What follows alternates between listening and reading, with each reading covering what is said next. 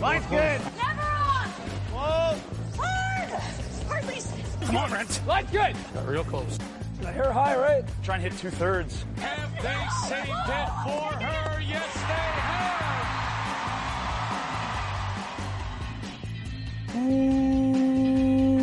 Ooh, welcome to Game of Stones, everybody. I am Sean Graham, Scott alongside. As always, hello, Scott. Good evening, Sean. How's that crisp autumn air treating you? I love it. It's the best time of year. Warmish days, cool nights. I absolutely love it. Yeah, it's pretty great, right? You get that little chill. You know, you want to put on a hoodie. Yeah, Did we already talk about this last week? Am I just we did. repeating We did talk myself? about hoodies last week. Your purchase of a new Game of Stones hoodie. Yeah, looking forward to throwing that on. Yeah, coziest hoodie I've ever worn is or the two. They're combined. They're 1A and 1B, and my all-time coziest hoodie rankings are the two Game of Stones hoodies that I have purchased from our Excellent. merch store. Excellent. But we're not here to just talk about hoodies all day long. We What do we are got? not. Yes, We with got- the return of the curling season, we will see a renewed activity of the top teams on social media. And we have lamented since really the start of the show that there are some teams that aren't particularly good at it. That when teams just post, hey, our sponsors are great, and oh, hey, here's the result of our game today, and that's all there is on social media from them, it's not really engaging. It's not a lot of fun necessarily to follow all the time. And we've hoped that teams would be more creative on what they're doing. So we wanted to reach out to one of the people who's responsible for one of, I think, Scott, the best social media accounts that exist in curling, and that is the Team Botcher account, which we for a very long time gave all the credit to Darren Bolting for. We did, Sean. We gave it all the credit to Darren, and turns out we were wrong. Yeah, we were very, very wrong.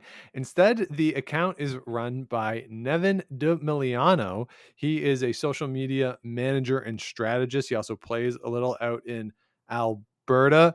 And Scott, just for you, because this will be of great interest to you, he's a storm tracer. He's a weather junkie. Storm chaser, eh? Yeah.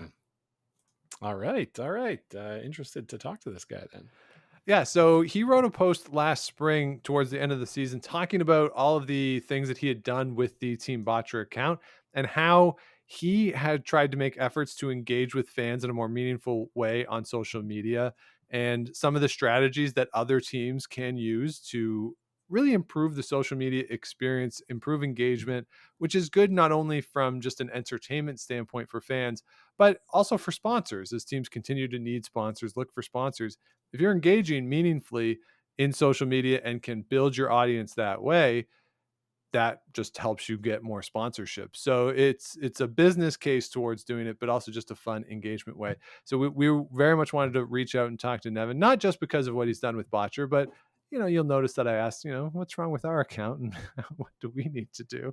Because I'm not very good at social media. So whatever, people like us too, we always want to improve in this way. So Nevin was nice enough to give us some time this afternoon. Scott, unfortunately, you could not be there. So I had to run this one solo, but very excited to get your thoughts after we listen to my chat with Nevin DeMiliano. All right. And Nevin DeMiliano joins me now from Edmonton. Nevin, how are you today? I'm great. How are you, Sean? I'm doing well. I really appreciate you joining me to talk a little bit about curling social media and how we can all get better at it. So just before we get into some of the specifics of what you've done, how did you get involved in curling social media? What drew you to it? I know you have some background in marketing and social media stuff, but why specifically did you want to start working in the curling space in terms of social media? I think it came from a place of I really admired the way Brad Jacobs kind of and their team kind of really harnessed the power of social media during their Brier and then Olympic run. And I think that always just kind of stood out to me as they had some cool conversations and they were really open to talking to people. And so when the opportunity came to run Team Botchers, I definitely said, yes, I can help out. And yeah. Yeah, so Scott and I mentioned in the intro that we, for about a year, gave all the credit for that account to Darren Molding because we didn't know who was running it, and so we just credited Darren Molding with it. But it was you the whole time. So how did you hook up with those guys? Obviously, you're in the area. Did you just know them from around, or what was that process like? Yeah, definitely. I curled actually a year of juniors with Brendan. And then actually my brother-in-law is Brad on the team. So Hmm. yeah, really connected with the team that way. And so it just kind of worked out that way. I know the whole team pretty well, and I kind of get their vibe, which I think is important. So Yeah, no question. Certainly, there's it really stands out that account to compared to the other accounts. So, how much of what you do with the account was driven by you and ideas that you had, and how much comes from the team themselves? Like, did they give you a vision of what they wanted with the account? I think at the highest level, definitely. And I think that that's important for any team, is to really kind of say like, hey, this is kind of like the vibe we're going for, or like we really want to like show the fans what it's like behind the scenes, or something like that. And then, but other than that, like socials, uh, I mean, you can really do anything. And I think the more important thing is just knowing when to maybe drop one tactic and move to another, or just try a bunch of different things and figure out what works, and then just keep doing that, double down on that. Well, that's interesting. So, have you found that like for different spaces, like say the botcher team, what might work for them might not work somewhere else? Like, is it really specific to the account that you're representing when you're creating things? I think that that is such a good question to ask when you're going and trying to figure out what your team social, or any brand really, is to try to look at that, at what everyone else is doing, and see where the gaps are, and also kind of focus on what your team does. I mean, like Brendan's team, um, they'd been kind of in the area of making the big jump to the big leagues, and everyone kind of said, oh, they're up and coming, up and coming. And I kind of just like leveraged that. It was like, well, now they're not up and coming, but it's still kind of fun to be like, you know what, we're okay with second place. Right. Yeah.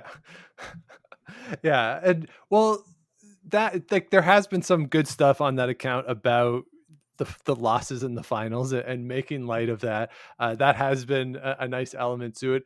But also the interactions with the fans that you see and the responses that you have.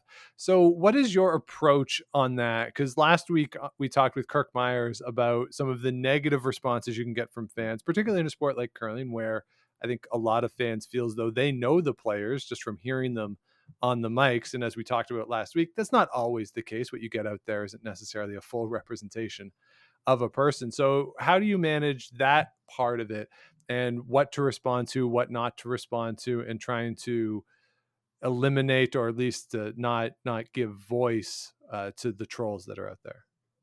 Yeah, and it's a hard thing for any team member. If a team member's running it, I think part of the reason that I wanted to come in is like I wanted to be kind of disconnect the team from that kind of stuff.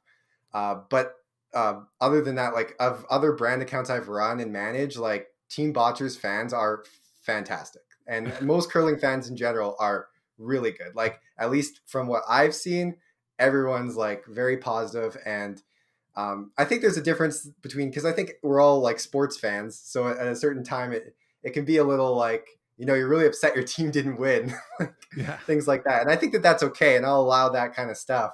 But when it turns into like the stuff that is like hateful or anything like that, it's like I'll give no time of day for that. Or if I do, it'll be something very cleverly witty, kind of conjured up to kind of evoke a reaction from the rest of the fans who are all mostly positive. So yeah, but it's hard. It can still take you down, especially if you never know what's going to get to you online. So So it's curious for me to think too. Say within the last 10 months, I guess if we'll take it back to the bubble and the experience in the bubble, that I would say for the Briar, I would imagine it was largely positive. And then around the middle of the week during the Worlds, after a couple tough losses, I would imagine that the tone kind of changed in what you were seeing on there. And I hope that the team was spared from all that and that you were just running it all. But do you notice that there are ebbs and flows in what comes in based off of how the team is actually performing on the ice? oh yeah, for sure. And I think any sports team you'd kind of notice that. So I think the nice thing is I don't go searching for it. So Right. most of the time, those fans are not going to tag our account, and if they do, like, game on, really, like, sure. But yeah, for the most part, people were so nice and so supportive. They were grateful that that the team was able to kind of qualify for the Olympics, and understood that, like, the bubble is new for everybody and it's not easy. No, no, I can't imagine how, especially Brendan and Darren not leaving during the mixed doubles event, that they were just there the whole time. Certainly a huge challenge for them. And Darren was hurt on top of that, just to make it even harder. Um, so during that time, though, during that World Championship, one of the cool things that came out of that, I think it was during the World Championship, maybe it was during the Briar, but the socks became a thing, Brandon's socks. So at what point do you, as the person running the social media, really lean into that? And at what point do you, or do you even have to tell the team that, hey, this is becoming a thing?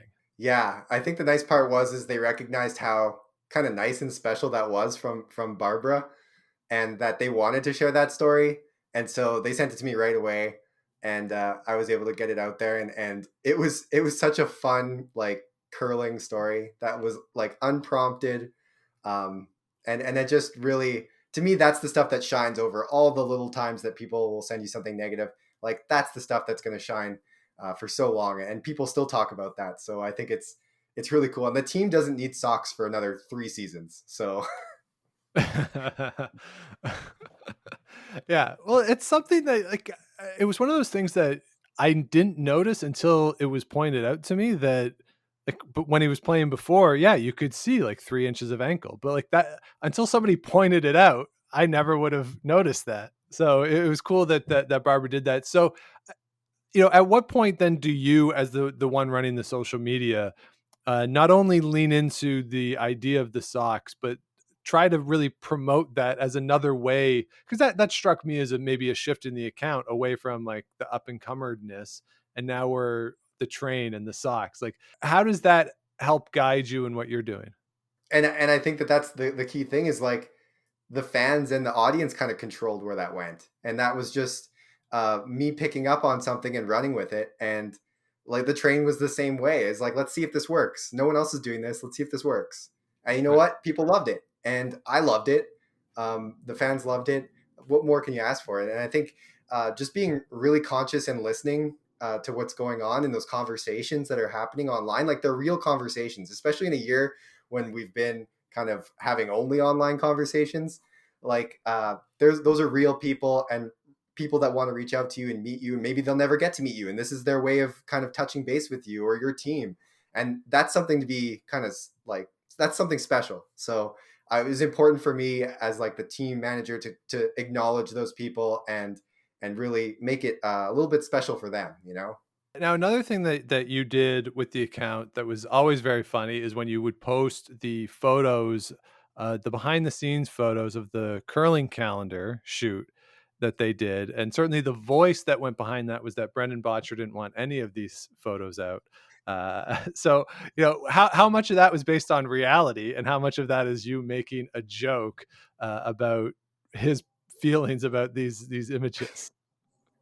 I think depending on who you ask on the team, they were either very in favor of it or kind of like giving the side eye. So that kind of stuff, I know, like, is like, if I'm already finding that, like, the team's kind of like, I'm like, you know what, people are gonna love it even more. Obviously, I have to know my guardrails, but, like, being able to have fun like that is important to what Team Botcher wants to kind of put out there, because like you said, the cameras are not always on, the mics aren't always on, and off the ice, they are really fun to be around, and very clever, and very witty. And I want to portray that, and I feel like that's just another way to do it.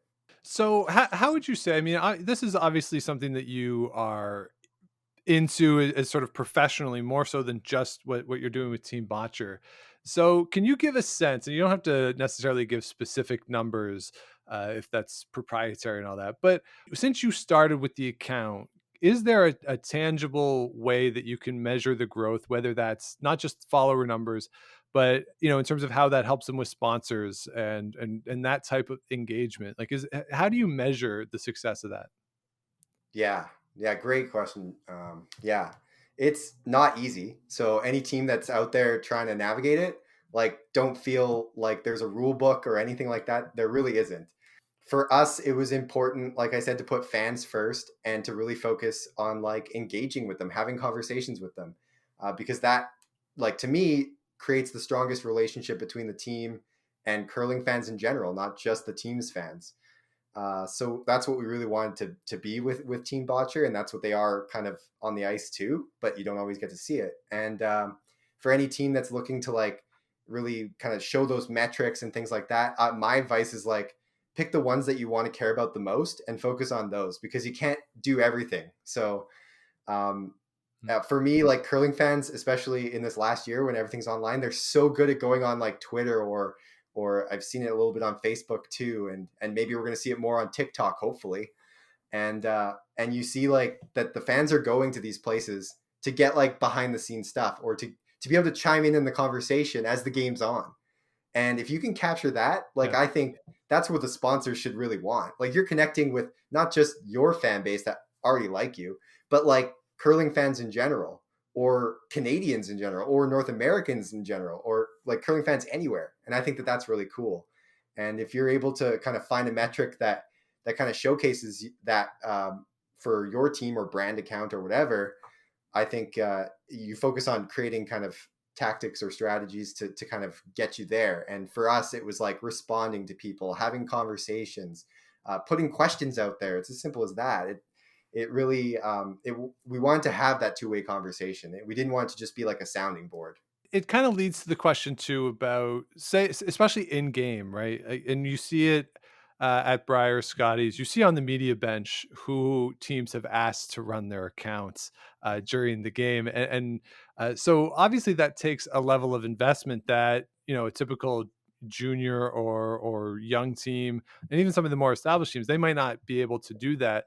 So is it something that, because we've talked about on the show, this polarization in the sport on the ice, that there's a very small number of teams who can potentially win an Olympic trials or a Briar or a Scotties. Is this starting to filter into that side of it too, that the business of the sport might start to get out of reach, or is this something that investment wise is a time investment that maybe anyone could do, and just the teams that have more resources have the opportunity to farm it out? I'm not sure.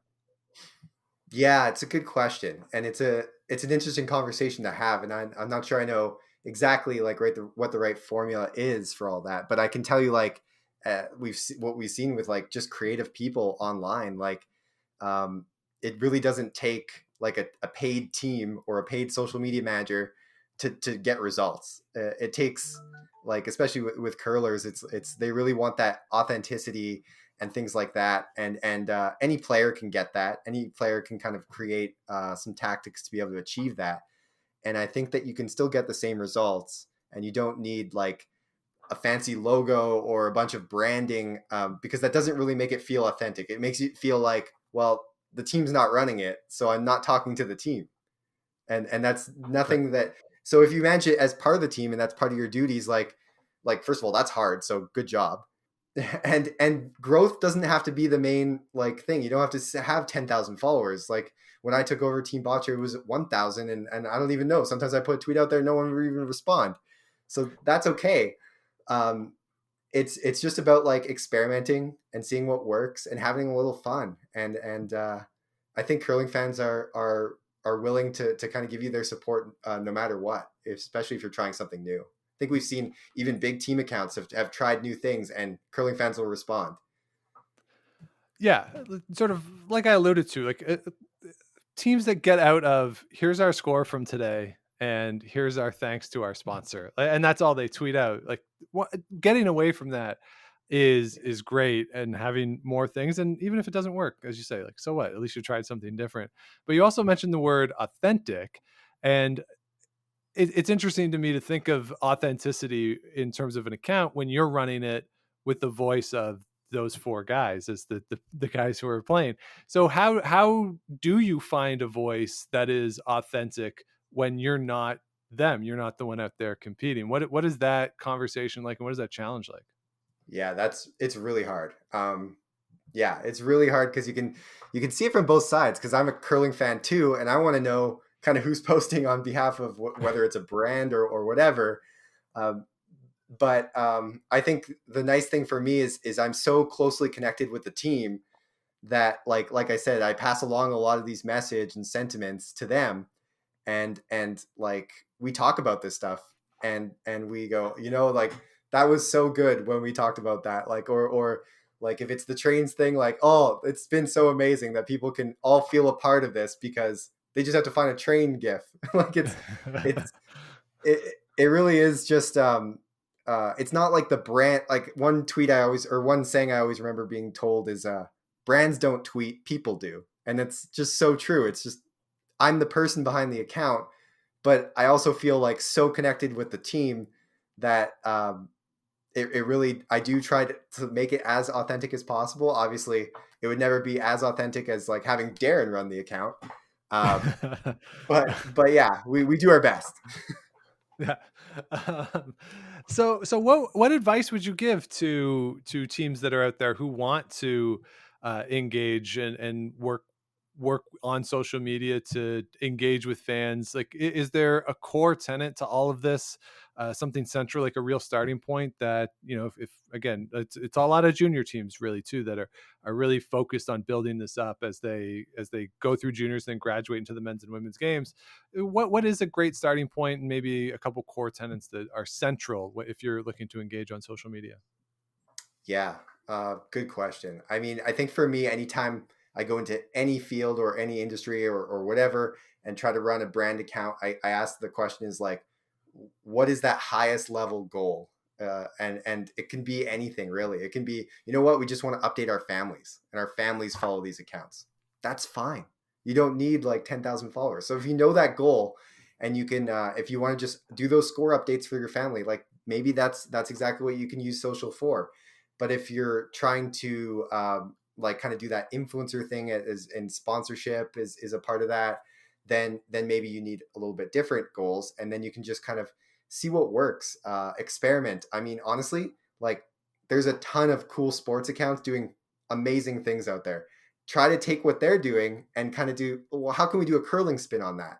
Or how can we, or I really liked this. Like, it doesn't matter who you follow, go to someone you really admire and say, I really like the vibe of this, and just try to emulate that for your team. And see what happens. And as long as your goals align with kind of those little tactics that you're going to do, if it's just like after game updates or showing your pregame routine or behind the scenes training or anything like that, as long as you know that aligns with what you're trying to achieve overall, like just have fun with it and see what works. And honestly, there's some cool conversations being had out there, even in those junior kind of teams on social. So it's cool to be a part of them. It's cool to watch them. And some of them are making that transition to like the men's and women's game. And that's cool too. So yeah, it's exciting. Yeah. And I know, like for us, like Scott and I, we talk sometimes about what we should be doing on social media. And again, to go back to like, we want to be authentic to what we would want to do. And, when I think of some of the accounts that I follow, like I like looking at Mike Wilner, who's one of the Blue Jays reporters during games, because he gets angry people and basically yells at the angry people. And I like following that. I have no interest in actually doing that though. Right. So it's a struggle. And then you read things that are like, oh, just make sure there's photos or videos or like, and sometimes that works, sometimes that doesn't work. And so it's been a challenge for us certainly, but it's always interesting in the process. And certainly in the curling side of it, and I imagine you have recognized this too, the ebbs and flows during the course of the season of when people are paying attention to the curling hashtag or the Twitter spiel hashtag, and when they're decidedly not paying attention to those hashtags. There's a real ebb and flow there. So it's interesting. And is that part of it too? Like off-season stuff versus in-season stuff versus in-game stuff, like in between games, just really trying to manage that whole space as well? Yeah, it is. It is like two different seasons, really, and I think we try to have a little fun, no matter what kind of season it is for curling, in or out. So, and some of this stuff just comes And then so it's like, you know what, I'm gonna post that and see what happens. And sometimes it does nothing, and sometimes it's good, and it's all good. It's as long as you're creating content, I think you're doing a good job. And whether or not it works, your audience will tell you that. Well, Nevin, we really appreciate you joining us. Before I go, I'd be remiss because Scott is a meteorologist, Oh, cool. and you're into storm chasing. So, how did you get into that? And what is the closest you've ever come to thinking that like the car you're in is going to flip over, or like some sort of crazy near death experience? Yeah, it's a good question. I've always been kind of a weather nerd or a weather weenie. Since I can remember, I remember going to the library and getting books about storms and things like that. And when I got my driver's license, I wanted to get closer to the action. So uh, I did take some kind of schooling in that, and then learned about how to chase storms. And actually, it's kind of a lot like running a Twitter account in the way that you prepare for it. It's like you try to see like the step back, and then you come closer and closer and closer to find where that tornado is going to be. And it's the same thing with trying to find good content. It's like step back and you kind of go narrower and narrower and narrower.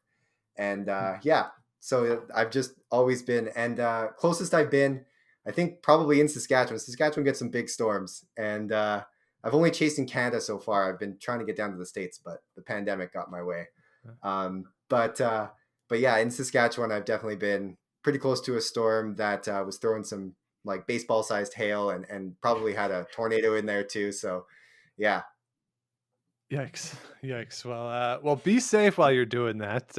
always. It's kind of the images that come out of those things are crazy. So, if people want to get more info on that, or if they want to follow you on the various social accounts, what's the best way to do that? What's the best way to reach out and get in touch if they have any questions? Maybe. Yeah, for sure. I mean, of course, follow Team Botcher. And if you want to see a little bit of the weather / social media / comms side of stuff that I put out there, my handle on Twitter is @SwiftChaser. Awesome. So we encourage everybody to check it out, and we will link in the show notes too to the post that Nevin wrote about the little behind the scenes of the Team Botcher account. So be sure to check that one out as well. So Nevin, thanks so much for your time today. Really appreciate you joining us. Thanks, Sean. So there you have it. My chat with Nevin Demiliano. Scott, what do you make of what he had to say there? And just in general, what are your thoughts on where we are with social media and some of the high level curling teams? Interesting thoughts there from Nevin. It's funny with like you said, the curling social media game is not great right now. So it's interesting to hear from somebody who's trying to think of things a little bit differently, engaging with the fans a little bit more, while at the same time making sure the sponsors are getting their money's worth for their sponsorship. So interesting stuff. And yeah, we've got some tips now for us, Sean. Yeah, ways that we can get better on social media. As the person who does the majority of it, I'm not super good at it. So it's good to listen to what he had to say, and some stuff that we can incorporate here. So do follow along on social media. We are at Game of Stones Pod on Twitter and Instagram. Scott is at Scott Likes TV. I am at the Sean Graham, and see if we get better at it. Who knows? Yeah. Hopefully we will. So that will do it for this week. Thank you, everybody, for listening. If you have not yet, please do subscribe to the show wherever you get your podcast. Do the likes, ratings, comments, all that good stuff. Helps other people find the show and keeps us growing. Do head on over to GameOfStonesPod.com. All of our past episodes are there. Plus the aforementioned merch under the merch tab. Scott is eagerly awaiting his hoodie, and you could be eagerly awaiting any of the items there. So just head on over to GameOfStonesPod.com. And of course, all proceeds are going to Food Banks Canada and the Sandra Schmirler Foundation, and we are matching those. So do check that out and keep looking as we are exploring potentially some new items on the merch store. And as always, do reach out. Let us know what you might want to see in the merch store or what you might want to hear on the show. Game of Stones Podcast at gmail.com. Always love hearing from everybody out there. So that is it for this week. I know a lot of folks are getting ready to get back on the ice. Scott, are you in curling shape, ready to get out there? Well, Sean, I just got back from the gym, doing some Russian twists, getting that core all ready to go, some squats. So hopefully I won't hurt myself the first time I go out on the ice. Hopefully that would be swell. As someone who plays on one of your teams, I wouldn't want that to happen. Yeah, that wouldn't be that fun. No. So everyone who's getting back out there, happy curling, play well, be safe, and we will be back with you again next week. But until then, keep those brooms on the ice and don't dump that intern. Make the final